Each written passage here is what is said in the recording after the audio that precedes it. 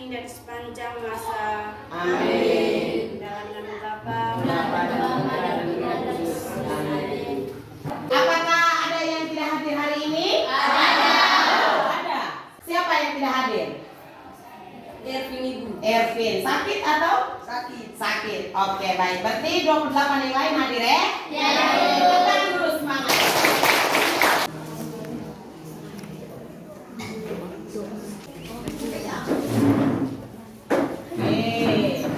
Materi kita yang akan kita pelajari yaitu Yesus yang berbelas kasih. Dengan tujuan pembelajarannya mengidentifikasi berbagai tindakan belas kasih yang dapat dilakukan, menjelaskan makna kasih, mendiferensiasikan atau membuat perbedaan antara tindakan kasih dalam pengalaman hidup dengan yang diajarkan oleh Yesus berdasarkan Lukas bab 6 ayat 27 sampai 37. Ada 3 teknik asesmen yang akan Ibu lakukan, yaitu pertama asesmen awal tes lisan, asesmen formatif observasi, tertulis yaitu asesmen sumatif. Dalam kehidupan kita sehari-hari itu banyak kita jumpai orang-orang yang miskin, menderita, sengsara, lapar, yang tertimpa musibah. Nah, orang-orang yang seperti itu butuh pertolongan dari kita. Baik? Nanti setelah mempelajari materi ini, kita bisa meneladani Tuhan Yesus dalam kehidupan sehari-hari, mewujudkan tindakan kasih. Pernahkah kalian melakukan tindakan kasih kepada orang lain? Pernah. Kalau semua pernah, tindakan kasih seperti apa yang kamu lakukan? Siapa bisa cerita pengalamannya? Saya Ibu. Iya, tindakan kasih seperti apa? Saya melihat teman saya Sun lagi mengangkat batu bebas. Itu saya dan Mama dalam perjalanan menuju ke Batam. Orang nenek yang duduk di pinggir jalan dengan muka yang sedih meminta sedekah kepada kami. Mama mengambil uang dan meminta saya untuk memberikan uang tersebut kepada nenek tersebut. Luar biasa ya, kalau waktu itu masih kecil ya, mamanya sudah mengajarkan dia untuk melakukan tindakan kasih. Apa yang mendorong kamu melakukan tindakan kasih? Tapi Jesslyn dulu ya, Jesslyn. Belas kasihan. Bersama. Ada merasa iba. Ya. Karena mau jadi anak yang baik. Tuhan ini mau jadi anak yang baik. Perhatian, cinta dan kasih sayang. Apa itu kasih? Kasih dan cinta kepada orang lain, seperti saya mencintai Jessie. Kasih adalah tindakan atau perbuatan yang membantu orang yang susah dan membutuhkan. Kasih adalah perbuatan baik untuk menolong orang susah, sakit, menderita, dan lain-lain. Kasih adalah perbuatan untuk menolong orang lain karena digerakkan oleh rasa iba dan rasa kasihan. Luar biasa ya. Oh mantap. Mantap. Lagi. Mantap. Kali. Mantap. Oh konsentrasi. Konsentrasi dimulai. Nah, untuk selanjutnya berkonsentrasilah untuk menonton video kontekstual yang akan Ibu tayangkan berikut ini.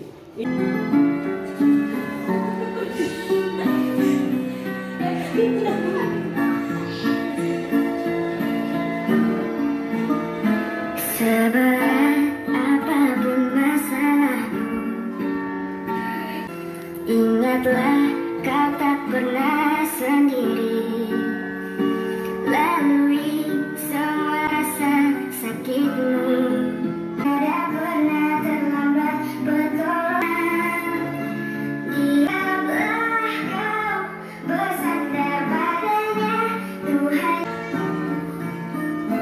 Ingatlah kau tak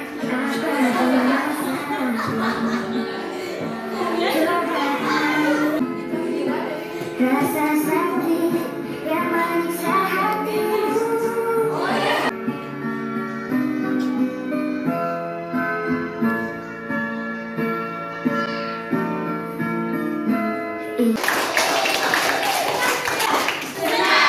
Ibu akan bagikan kalian dalam kelompok diskusi dan kelompok wawancara.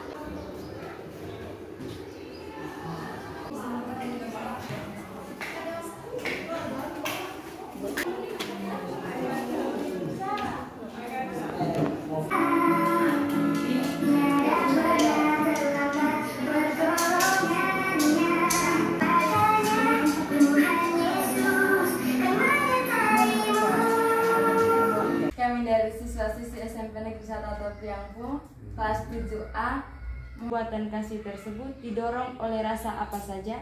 Pertama itu bahwa dia peduli, ya dia peduli dengan orang lain, ya ada solidaritas juga ya.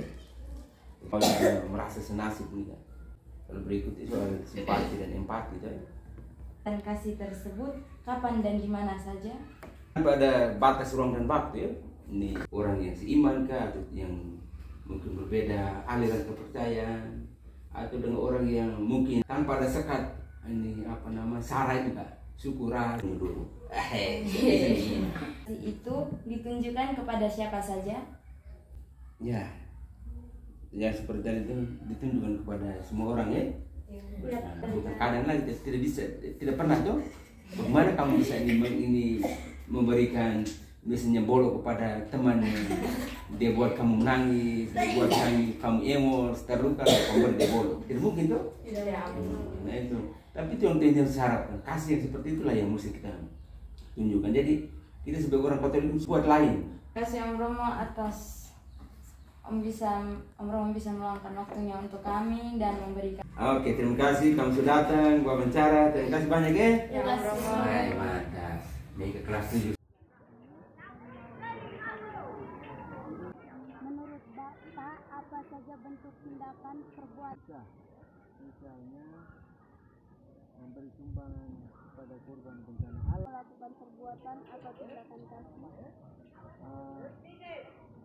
kalau menurut saya tindakan kasih itu dilakukan karena rasa kasihan, rasa saling memilih. Melakukan tindakan kasih? Bisa di mana saja ketika kita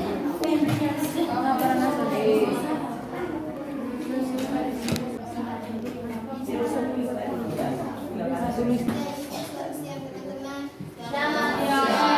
Kami dari kelompok 1 menonton video ini menyampaikan hasil diskusi kelompok kami. Apa saja bentuk tindakan atau perbuatan kasih yang dapat dilakukan? Memberi sedekah kepada pengemis, membantu orang yang membawa barang yang berat. Saya dari kelompok 4 mau memberikan satu pertanyaan kepada kelompok 1. Selain karena rasa kasihan, peduli dan bela rasa, hal apa lagi yang mendorong seseorang membuat kasih? Atau ada kelompok lain yang bisa membantu? Ya, silakan. Hal lain yang mendorong kita berbuat kasih adalah keinginan Menggambar di gambar, kami Mengapa seorang mau melakukan perbuatan tindak kasih? Karena rasa peduli, bela rasa. Demikian hasil diskusi kami. Sekian dan terima kasih. Kita mau mendengar hasil presentasi dari kelompok 2. Apa perbuatan kasih itu hanya ditujukan kepada orang yang miskin dan menderita saja? Kalau ya, mengapa? Kalau tidak, mengapa? Kami dari kelompok 4 ingin membantu. Jawabannya tidak. Bukan hanya mereka yang miskin dan menderita saja, tetapi kepada semua orang yang membutuhkan uluran tangan kasih kita termasuk musuh. Kelompok ini, tepuk tangan dulu. Kami dari kelompok wawancara mau menyampaikan hasil diskusi kelompok kami. Berdasarkan hasil wawancara kami, makna atau arti kasih adalah kasih merupakan perbuatan menolong orang lain yang didorong oleh rasa peduli dan belas kasihan. serta sikap bela rasa kepada sesama yang miskin, menderita, sakit, tertimpa bencana atau musibah, dan analisa perbedaan antara kasih berdasarkan pengalaman hidup dan hasil wawancara dengan kasih yang diajarkan oleh Yesus dalam Lukas 6 ayat 27 sampai 30. Selama ini kita membuat kasih hanya kepada orang yang sakit, miskin, dan terpinggirkan. Sementara itu, Yesus mengajarkan supaya membuat kasih juga kepada musuh, orang yang membenci kita, dan orang yang mencaci maki kita. Wawancara ya, wawancara siapa? Guru bahasa Inggris. Oh ya, guru bahasa Inggris yang jawab nih mereka wawancara ya. Kami dari kelompok 4 wawancara. Kesimpulan dari wawancara tadi, mengapa kita harus mengasihi musuh? Berdoa untuk mereka yang mencaci maki kita, padahal mereka itu musuh. Itulah kasih yang diajarkan oleh Yesus, kasih yang sulit dilakukan oleh manusia tanpa iman. Tetapi kalau kita percaya, maka kita pasti bisa. Yang diajarkan oleh Yesus itu sulit kalau dilakukan oleh manusia biasa tanpa iman. Hasil diskusi yang luar biasa hari ini. Kita berikan luar biasa ya. Baik kita menonton video, mengamati gambar maupun wawancara. Kasih Yesus indah-indah, oh indah. Kasih Yesus indah-indah, oh indah. Lebih indah dari pelangi, lebih indah dari bintang di langit, lebih indah dari bunga di taman. Oh Yesusku. Ibu minta kalian buat kesimpulan. Membuat Tindakan belas kasih yang dilakukan itu seperti membantu orang yang terkena musibah, oleh rasa belas kasih, peduli, hibah, bela rasa, dan lain-lain.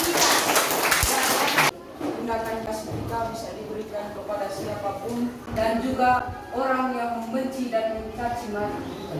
apakah itu termasuk musuh? Musuh termasuk. Termasuk musuh. Ya, Ibu. Oke, tepuk tangan dulu. Kasih adalah tindakan atau perbuatan yang didorongkan oleh rasa belas kasihan, bela rasa, hibah kepada orang yang membutuhkan dan orang yang tertimpa musibah. Kasih yang diajarkan oleh Yesus adalah kasihilah musuhmu, berbuatlah baik kepada orang yang membencimu, dan mendoakan kepada orang yang mencaci makimu. Kasih yang diajarkan oleh Yesus adalah bagaimana kita mengasihi musuh. Bisa buat tidak ini? Bisa. Bagaimana kita baik kepada orang yang membenci kita. Orang yang benci kita, kita mesti buat baik. Bisa tidak? Bisa. Bagaimana kita harus berdoa untuk mereka yang mencaci maki kita. Mereka yang hina-hina kita, kita berdoa untuk mereka.